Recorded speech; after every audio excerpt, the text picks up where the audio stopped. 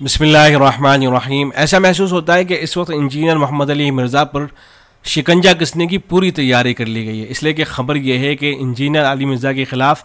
توہین مذہب کا مقدمہ درج کیا گیا ہے، اور انجینئر علی مرزا کی جو اکیڈمی ہے جہاں سے بیٹھ کر یہ سارے کام کیا کرتا تھا، اپنے بیانات ریکارڈ کرایا کرتا تھا اور ان کو یوٹیوب پہ اپلوڈ کر کے شیئر کیا کرتا تھا، اسے سیل کر دیا گیا ہے۔ اور انجینئر علی مرزا کا جو گھر ہے اس کے باہر بڑی تعداد میں پولیس فورس کو جو ہے لگا دیا گیا ہے۔ خبر یہ ہے کہ پاکستان میں جو صوبہ پنجاب ہے، وہاں کا جو شہر ہے جہلم، تو وہاں انجینئر علی مرزا کے خلاف کسی شہری نے درخواست دی، تو درخواست کی بنا پر توہین مذہب کا اس کے خلاف جو ہے مقدمہ درج کیا گیا ہے، اور پولیس کے مطابق جو مقدمہ درج کیا گیا ہے اس کی جو دفعہ ہے وہ دفعہ 295 ہے، دفعہ 295 کے تحت مقدمہ درج کیا گیا ہے۔ اور تعزیرات پاکستان کی دفعہ 395C یہ پیغمبر اسلام صلی اللہ علیہ وسلم اور مذہب اسلام کی توہین پر لگائی جاتی ہے، جس کی سزا پاکستان میں قانون کے مطابق سزائے موت ہے۔ جی ہاں، اگر یہ مقدمہ چلتا ہے اور انجینئر پر جرم ثابت ہو جاتا ہے تو پھر ایسی صورت میں اس آدمی کو سزائے موت دی جائے گی، اس لیے کہ وہاں جو یہ جو مقدمہ درج کیا گیا ہے تو اس کی جو سزا ہے وہ سزائے موت ہے۔ اور یہ بات میں اپنی طرف سے نہیں کہہ رہا ہوں، بلکہ اگر آپ BBC کو دیکھے گا تو اس نے بھی اس بات کو چھاپا ہے، اور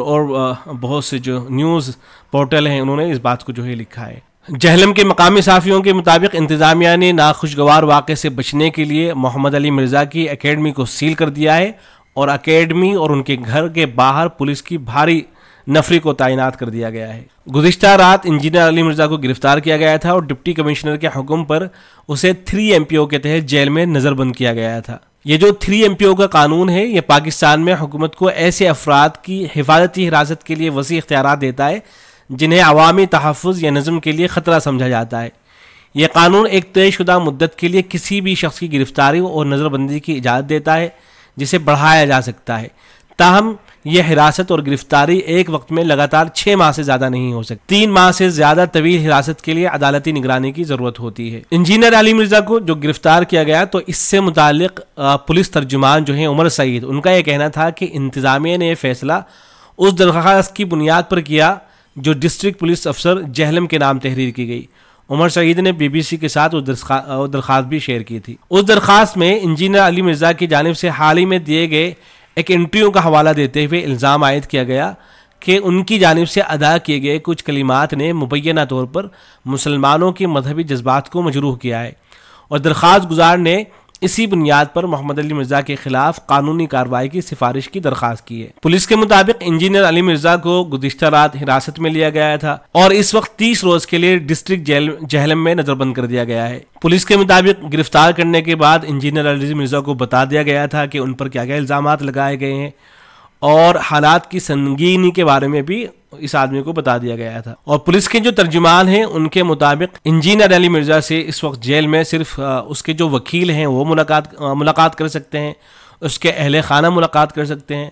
گھر والوں اور اس کے وکیلوں کے علاوہ کوئی اور ملاقات نہیں کر سکتا، اس لیے کہ یہ ایک حساس مذہبی معاملہ ہے اور انسان کی جان کی حفاظت ہمارے لیے سب سے اہم ہے، یہ پولیس کا کہنا ہے۔ محمد علی مرزا کی طرف سے ابھی تک کسی وکیل کو مقرر نہیں کیا گیا ہے، اور نہ ہی فی الوقت ان کے خلاف 3 MPO کے حکم نامے کو چیلنج کیا گیا ہے۔ ڈپٹی کمشنر جہلم کی جانب سے جاری حکم نامے میں کہا گیا ہے کہ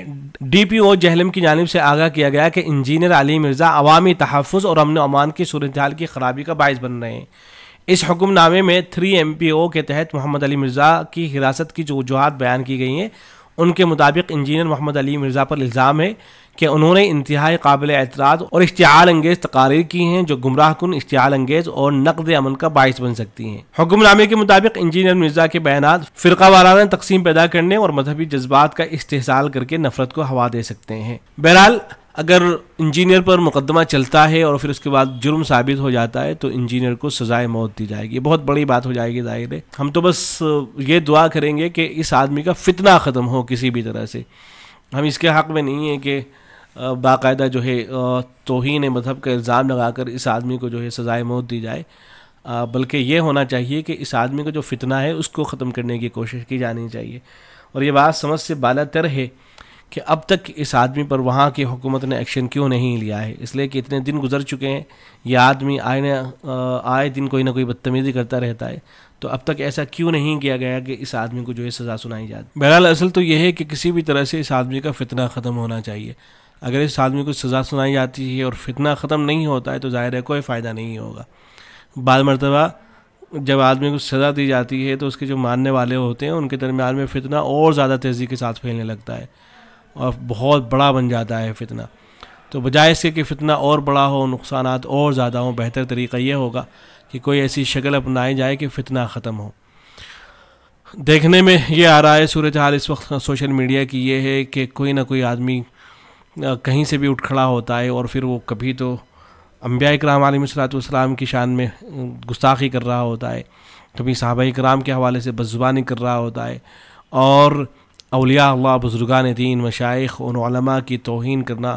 اور ان کے حوالے سے بدتمیزی کرنا, بیہودگی کرنا اور کچھ بھی ان کے حوالے سے سوشل میڈیا پر پھیلانا, شیئر کرنا, یہ تو ایک عام سی بات بنتی جا رہی ہے. تو ضرورت اصل یہی ہے کہ فتنے کا خاتمہ ہو, چاہے کسی بھی طرح سے ہو.